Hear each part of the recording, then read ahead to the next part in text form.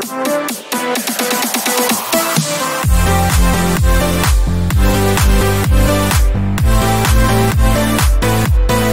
the height of Mindoro was not getting low along the ropes. Here we see him again on the ropes again, and then it was Champ, that was it right there. You see, that's where he was having the success when he had Mindoro on the ropes. He got a little too comfortable, and then and Mindoro was able to use that catch and shoot left hook.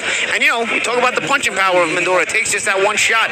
The catch and shoot hook hurt him, and then the rest of it was just a matter of finishing off good. I also like how Mindoro went for it though. He had his man hurt. He let go with both hands. Welcome back sa ating channel mga kaibigan. At ito, Pinoy Boxer may laban bukas mga kaibigan sa Amerika.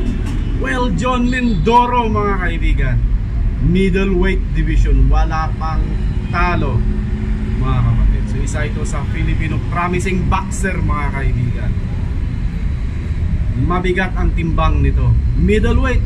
Panoorin natin ang kanilang bakbakan bukas laban sa Brazilian boxer mga kaibigan, Lucas Abro mga kapatid.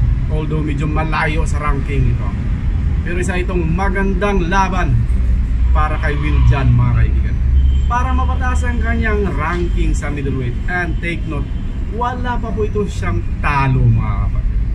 So good luck Will Jan, at sana manalo ka via impressive knockout mga kaibigan. So ganun lang. Kung bago ka pa lang sa ating channel, please do like, subscribe, and press that notification bell para updated ka sa mga bago nating video.